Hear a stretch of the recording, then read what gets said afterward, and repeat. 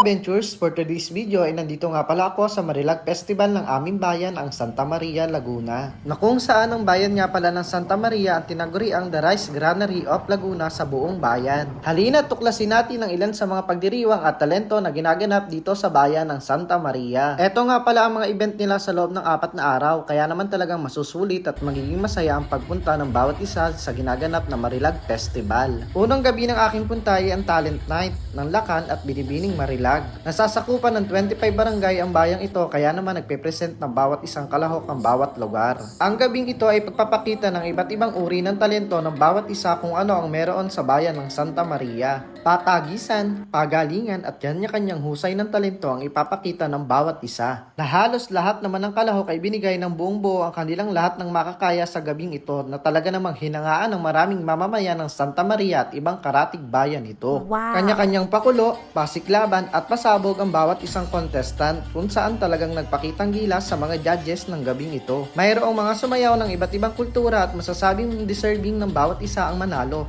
Pero dahil isa lang ang pipiliing manalo ng Lakan at Binibining Marilag ay dapat tanggapin ang magiging resulta sa mga judges nito. At alam naman nila na matalo o manalo ay panalo na sila sa barangay nila. Wow! At kung sa pagkain naman ay hindi kayo magugutom dahil maraming pagkain ang inyong pamimilian sa bawat kalsada na madadaanan nyo dito. Tulad ng sikat na smoking ball, siopaw, takoyaki, lasagna, kwek-kwek, siomay, squid ball, shawarma, at ang mangga. At syempre, meron din namang mga drinks tulad ng Buko King, milk tea, pineapple juice, blue lemonade, at meron din namang mga shake. At sa kabilang part naman ng kalsada ay meron din sila ditong mga t-shirt kasangkapan na gawa ng mamamayan ng Santa Maria tulad ng tambo at ilang palaman.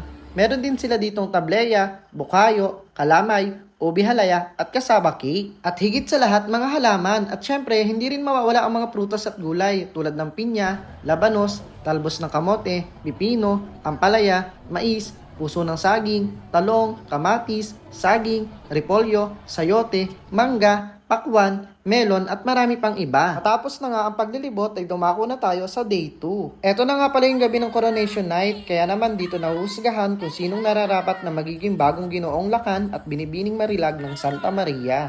Maraming iba't ibang barangay ang sumuporta sa bawat kanilang kandidata at kandidato na talaga namang ramdam na ramdam ng bawat isa. Marami din taga-ibang karatig bayan ang pumunta at nakipagdiwang sa ginaganap na Marilag Festival dito sa aming bayan upang saksihan kung sino ang tatanghaling mananalo ngayong gabi. Mula sa production number pa lang at pagpapakilala ng bawat isa ay makikitaan mo na ng potensyal na talaga namang pinapainit at kanya-kanyang pasabog ang bawat ginawa ng bawat kalahok. Lalo na nang magsilabasan ng kanilang creative attire ang tema na gulay at prutas at higit sa lahat ang bayan ng Santa Maria. At habang nasa kalagitnaan ng kasiyahan ay dumating din pala itong aming governor na si Ramil Hernandez upang saksihan at suportahan ang aming Marilag Festival. Na sinalubong naman ito ng aming mayor na si Cindy Carolino at naging mainit ang pagtanggap sa kanya. Kinabukasan naman ito ay ginanap naman ang Indak sa Kalye Street Dancing ng Marilag Festival kung saan pinagdiriwang dito taon-taon dito sa aming bayan na talaga namang inaabangan ng lahat dahil isa ito sa pinakatatagong talento ng mamamayan ng Santa Maria. Wow! Dahil 25 barangay ang nasasakupan nito ay pinagsama-sama ang 5 barangay na magkakaratig o magkakalapit upang magsanib puwersa. Kaya naman mahahati ito sa 5 kalahok. Bago ito para sa amin dahil noon ay per school ang labanan. Kaya naman saludo ako sa nakaisip ng bagong tema na ito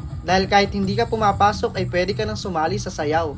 Balita ko ay kahit anong edad basta kaya pa. Kaya naman naging opportunity ito ng iba lalong-lalo na sa mga mahihilig sumayaw. Naway wag muna baguhin ang ganitong sistema dahil isa ito sa magiging pagkakaisa ng bawat barangay at pagkakaroon ng bagong kaibigan sa bawat karatig nito. Kaya naman nagsanib-sanib ang 5 barangay ng kapitan at SK chairman upang ito ay suportahan. Ang Marilag Festival ay sumusimbolo sa inang bayan natin na si Nuestras Señoras de los Angeles kung saan ipinagdiriwang ang masaganang ani ng gulay at prutas, lalong-lalo na ng gintong ani ng palay. Kaya naman tinagurian na ang bayan ng Santa Maria ang The Rice Granary of Laguna. At kung sa tourist spot naman ang tatanungin ay hindi rin ito papatalo dahil sa natatanging ganda at natural ng kalikasan na matatagpuan dito, tulad ng pinagmamalaking triples na matatagpuan lamang sa barangay ng Laurel.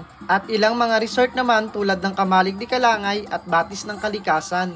na matatagpuan naman sa barangay ng Kalangay. Balik tayo sa Indak sa Kalye. Dalawang session o dalawang venue nga pala ang sinayawan nila niyan. Nauna na yung sa may Kalye at pangalawa naman dito sa may plaza. Unang sabak pa lang ng bawat kalahok ay talagang may wow factor. Ang bawat isa na talaga namang binigay din nila ang lahat-lahat ng kanilang makakaya.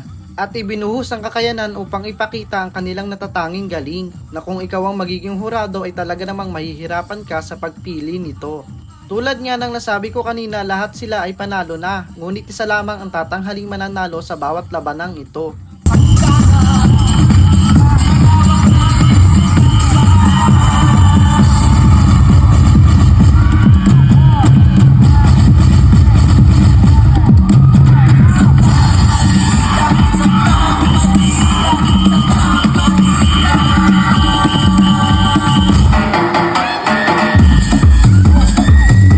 So ayun mga ka-ventures, maraming salamat sa pagsama sa akin ngayong araw upang saksihan ang 11th year ng pagdiriwang ng Marilag Festival. Thank you for watching. Ingat!